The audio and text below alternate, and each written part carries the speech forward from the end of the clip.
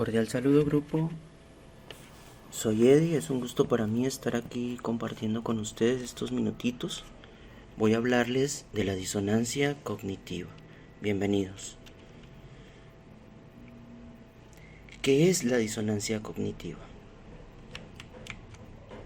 Es una tensión o desarmonía interna que se cierne en lo más profundo del ser humano cuando se trata de ideas, creencias, emociones, y esto hace que el individuo esté fragmentado, en una palabra, dividido.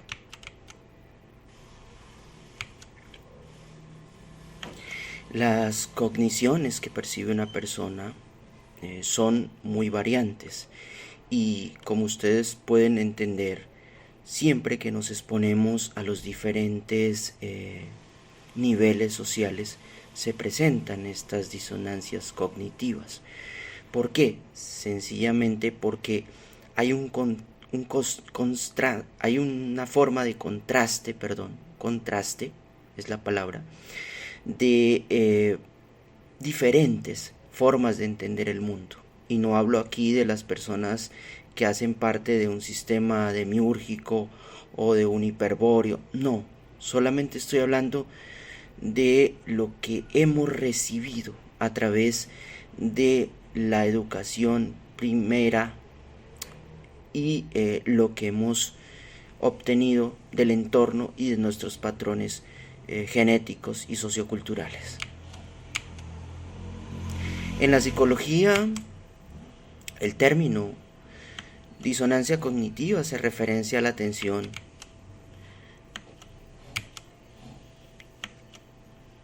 a un sistema de ideas, creencias, emociones que de alguna manera están en un conflicto cuando escuchamos, vemos o sentimos cosas que no van con nuestra forma de pensamiento. Tal vez ustedes podrán revisar esto en internet y se darán cuenta que el ser humano siempre está en una constante disonancia cognitiva. ¿Por qué razón? Es sencillo. El ser humano siempre ha prefijado conceptos, prototipos. Esos modelos mentales lo han hecho dependiente de unas ideas. Y cuando se trata de revertir las mismas, el ser humano tiende a generar un rechazo que no siempre es favorable para el individuo.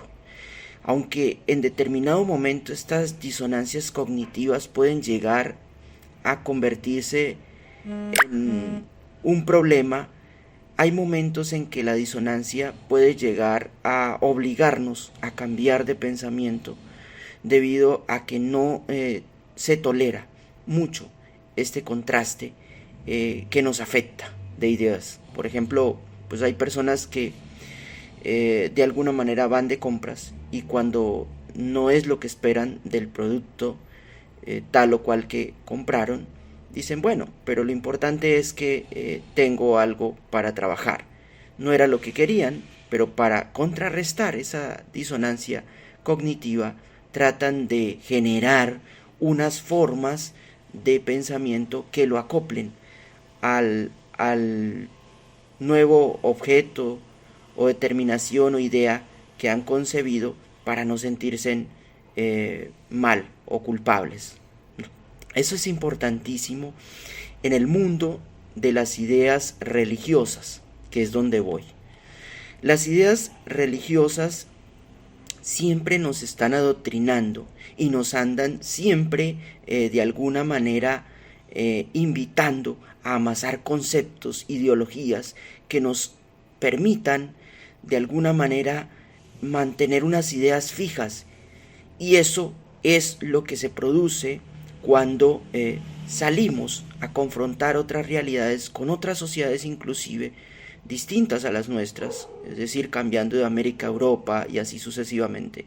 Vamos a encontrar otras formas de entender el mundo, de concebirlo, e inmediatamente entramos en una disonancia cognitiva. Es importantísimo, grupo, entender que todo esto hace parte de una forma de manejar una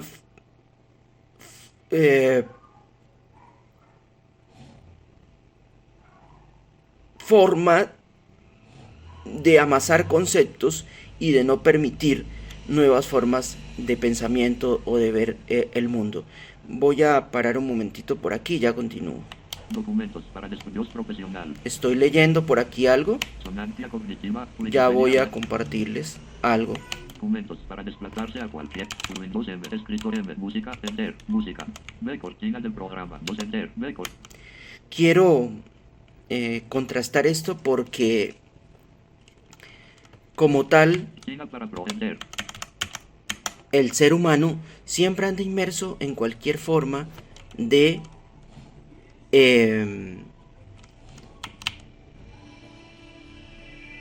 adecuarse a esas ideologías o conceptos fijos. Y ahí es donde yo le digo siempre a las personas, es bueno escuchar diferentes conceptos, es bueno entender o amasar conceptos para extraer ideas y tal vez herramientas para nuestra liberación, pero es muy peligroso casarse con ideas fijas. Es peligrosísimo porque esto no nos va a permitir un desarrollo de alguna manera sano en el punto de llegar a ser autónomos en nuestras formas de pensamiento y decisiones. Veamos que cuando nos salimos de ese contraste en el que estamos inmersos, pues nos duele mucho tener que aceptar cosas que inclusive, aunque las veamos muy lógicas, demasiado ciertas, nos duele porque fuimos fundamentados y adoctrinados con una forma de ver el mundo distinta o de entender unas herramientas de liberación totalmente distintas. Vamos a enfocar esto a lo espiritual. Grupo, miren, yo quiero ser enfático en esto. Cuando nosotros de alguna manera tratamos de dejar el sistema, la burbuja holográfica como tal, siempre tenemos unos contrastes que nos permiten ir en detrimento de nosotros mismos, porque es difícil hacer que una persona cambie de pensamiento o de idea cuando desde antes de nacer ha tenido unas programaciones que le han hecho de alguna manera quedarse con unas ideas fijas de pensamiento y formar unos arquetipos. Y aunque en la sabiduría SH critican los arquetipos, el ser humano está formado de ellos por doquier. Y estos conceptos son los que definen a ese ser humano.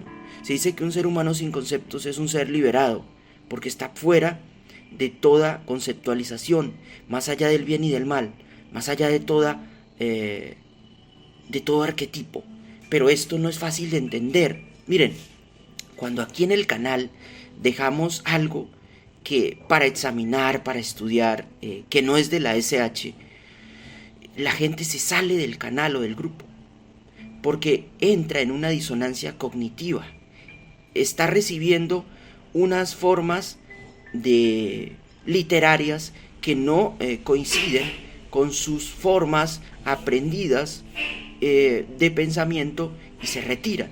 Pero yo voy más allá de todo esto, grupo. Es que hay algo importantísimo.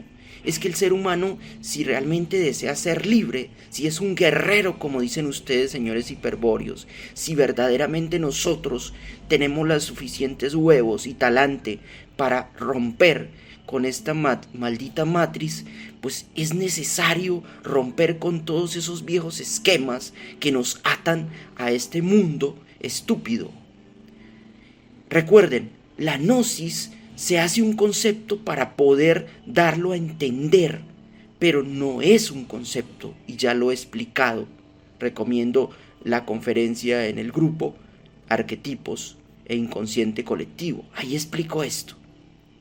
La gnosis como tal es lo que viene del mundo incognoscible, es el rayo liberador. Pero ese rayo liberador, cuando ingresa en el ser humano, forma o tiene que formar unos arquetipos para poder hacer aprehensible ese conocimiento. Entonces nos quedamos con el concepto y desechamos el rayo. Es al contrario, quedémonos con el rayo y desechamos el concepto. Pero qué difícil es hacerle entender a la gente que estos puntos de casamiento con ideas fijas son peligrosos. Hombre, cuánto quisiera uno decirle a la gente, ya es suficiente con todo lo que hemos tenido de manipulación y control de masas. Dejé por aquí un libro sumamente interesante de Gustave Le Bon, La psicología de masas. Lo recomiendo muchísimo. Ya es suficiente, señores, que hemos tenido y nos hemos casado durante muchas encarnaciones con ideas fijas y nos hemos perdido la oportunidad de liberarnos. Porque la gnosis, que nos pide una pizarra en blanco para manifestarse como rayo liberador, se encuentra con una cantidad de conceptos y una pizarra totalmente llena donde no se puede manifestar ese rayo liberador.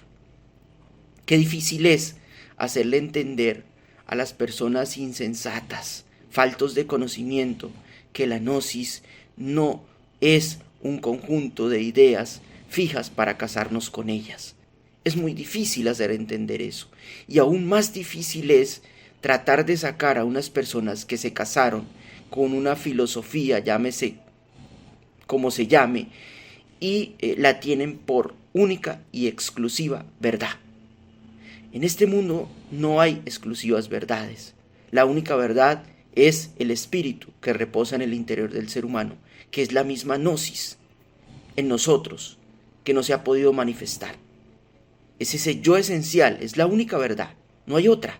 El resto son conceptos aprendidos, ideologías, ideas que son válidas, pero que no nos podemos casar con ellas. Y yo insisto en esto, grupo, porque realmente es muy importante para mí dejar un mensaje claro y específico en esto.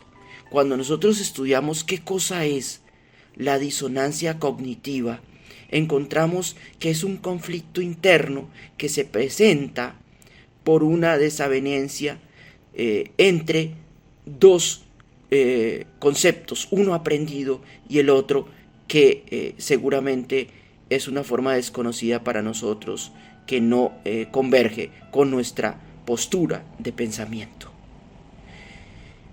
Quiero entrar en lo espiritual de esto, porque no estoy en este momento leyendo, estoy dejando que salga esa fuerza interior del espíritu para que se manifieste como debemos hacerlo, si es que queremos liberación. Miren, suscriptores, amigos, compañeros, gente que me escucha, vamos a enfocar esto a lo espiritual. El ser humano, durante los primeros 7 años, enseñó Gurdjieff y otros maestros de antaño, forma una personalidad, una careta, y la va a formar de acuerdo a lo que aprendió y recogió del entorno, de la crianza de sus padres, y formó una personalidad. Han hecho a esto una mínima porción recordada de sus experiencias anteriores, de vidas pasadas, viene